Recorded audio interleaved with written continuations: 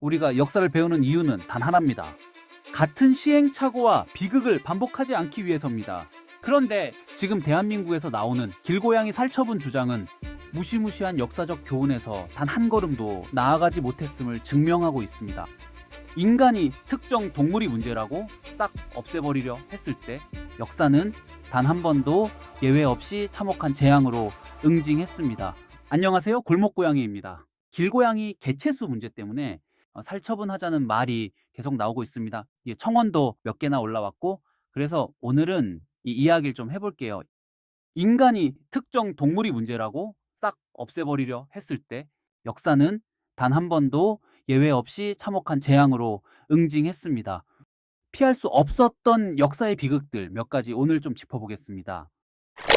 첫 번째는 중세 유럽입니다. 당시 사람들은 미신과 편견에 사로잡혀 고양이를 마녀의 하수인 불운의 상징이라며 대대적으로 마녀 사냥하고 살처분했습니다. 그 결과가 어떻게 되었습니까?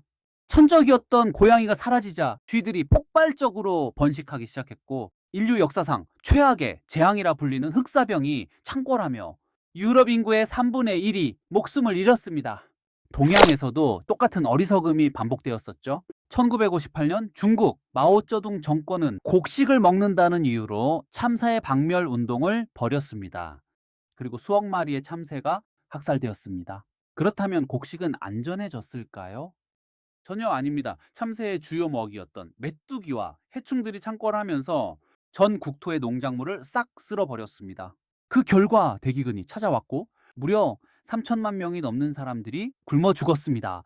여러분, 유럽의 흑사병도 중국의 대기근도 시작은 똑같았습니다.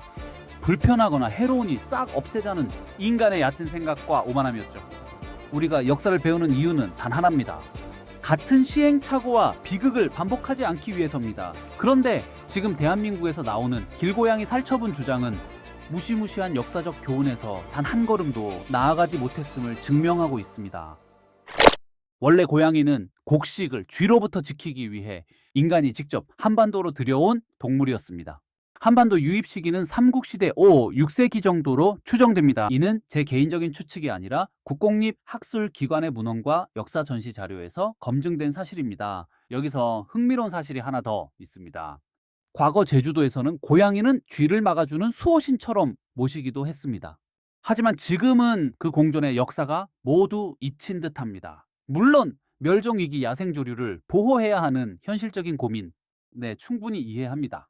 인간이 데려왔으니 무조건 알아서 책임져라 같은 1차원적인 주장을 하려는 것이 아닙니다. 지금까지 적절한 수량 관리나 대책도 없이 야생에 방치하듯 살아가게 해놓고 이제 와서 문제가 되니 살처분하자. 제가 정말 안타깝고 화가 나는 부분은 바로 이겁니다. 마라도를 관광지로 개발하며 산란지를 훼손하고 야간 조명과 소음으로 뿔서리의 터전을 빼앗은 건 누구였습니까? 전부 인간이었습니다. 인간의 개발로 생태계를 교란해 놓고 문제가 생기니 고양이에게만 멸종의 모든 혐의를 뒤집어 쫓아내는 것, 이것이야말로 생태계에 대한 인간의 가장 무책임하고 오만한 태도입니다. 이제는 이 어리석은 굴레를 멈춰야 합니다. 아직 늦지 않았습니다. 극단적인 살처분 방식은 혐오와 갈등만 더 키울 뿐입니다.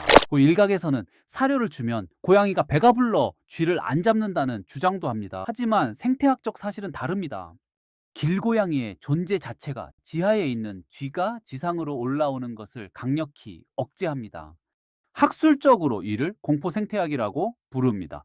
쥐가 직접 사냥당하지 않더라도 포식자의 존재만으로 행동이 완전히 제약되는 것입니다.